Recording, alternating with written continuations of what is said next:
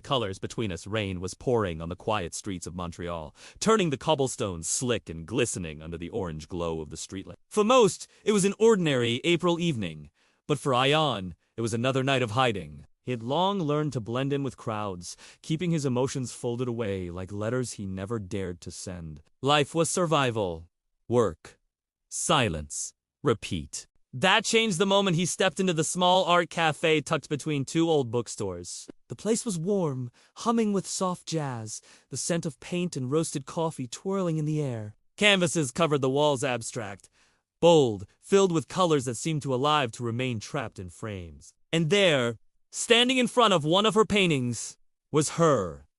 Mira? She had streaks of paint on her fingertips and a sketchbook clutched against her chest like a secret. Her eyes, a strange shade between amber and brown, carried the weight of stories unspoken. Ayaan, who had always been careful to look away first, found himself unable to. Mira turned. Their eyes collided, and something unexplainable passed between them, like the recognition of a song you'd never heard but already knew by heart. They spoke. That night, not much at first. Just cautious words about art and the rain and how the world outside always felt a little grayer compared to the colors that lived on a canvas. Mira teased him about his guarded answers. Ayaan, in turn, found himself admitting small truths he had never shared before. He told her how he had once dreamed of becoming a musician, but life had pulled him into an office where music was forbidden, even in whispers. She told him about how painting was her way of making sense of chaos, each stroke a battle against silence. One night became two, then three. The cafe turned into their meeting ground. Ayaan started leaving his suit and tie earlier than usual, rushing through the rain just to catch Mira, sketching with her headphones on, humming softly. She laughed easily, a sound that cut through his shadows, and slowly she pulled him into her orbit. With her, even the dullest evenings seemed painted in 1,000 shades. But love, as both of them knew,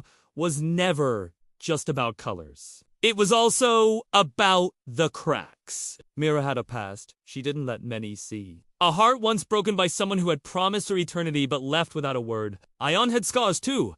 Not visible but etched deep inside a childhood filled with expectations he could never meet. A life that felt borrowed rather than owned. Sometimes, when Mira painted, she would stop suddenly, lost in a memory, and Ayaan would see her walls rising. Sometimes when Mira asked about his family, Ayaan would retreat, his silence stretching into the space between them. And yet, despite the fragility, they returned to each other every day, as if some invisible thread kept pulling them back. One evening, Mira brought him a blank canvas. "Paint with me," she said. "I don't know how," he admitted. "That's the point," she smiled. "We don't always need to know. We just need to feel."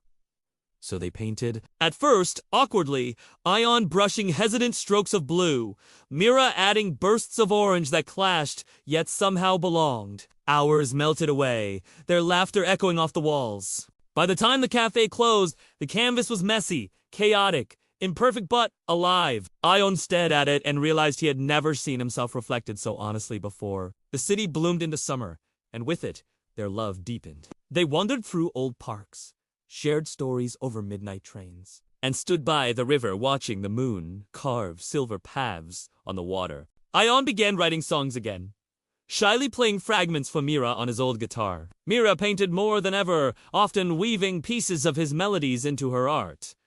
Their worlds, once separate, began to merge like watercolors bleeding into each other. But storms have a way of testing fragile bridges. One August night, Ayaan received a call from his family, an ultimatum, disguised as concern.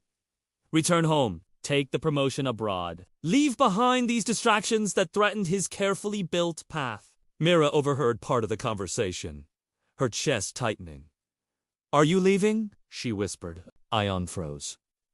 The truth was complicated. He wanted to stay, but the weight of years of expectations bore down on him. He hated himself for not being able to answer her right away. Mira's eyes filled with the same shadows she had once confessed to him about people choosing the world over her. Without another word, she left. Days passed. Ayaan tried to call, to explain, but Mira avoided him. The cafe no longer held her presence. Her paintings disappeared from the walls, and the city felt emptier than he ever thought possible. He realized then that choosing between her and his family wasn't truly a choice. It was between living in color or fading back into gray. On a rain-swept evening, much like the night they first met, Ayaan went searching. He found her in the park, sketchbook open, hands trembling as she drew lines that seemed more like fractures than art. "Mira," he called softly. She looked up, her eyes guarded. "Shouldn't you be packing?" He stepped closer, rain soaking through his clothes.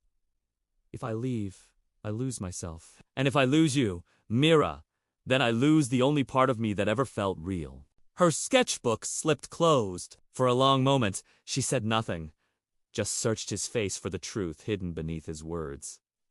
And then, slowly, her walls gave way. "You're stubborn," she whispered, tears mixing with rain. "And I'm yours," he said simply. She laughed through her tears, and it was the most beautiful sound he had ever heard. They stood there in the downpour, not caring about the world, the city, or the choices waiting tomorrow. All that mattered was this two people who had once lived in fragments now finding themselves whole. Months later, their messy paintings still hung in the cafe. Customers often asked what it was meant to be. Mira would smile and say, "It's not meant to be anything. It just is!" And Ayaan would sit beside her, strumming his guitar softly, knowing that love-like art was never about perfection. It was about creation, chaos, and the colors between us.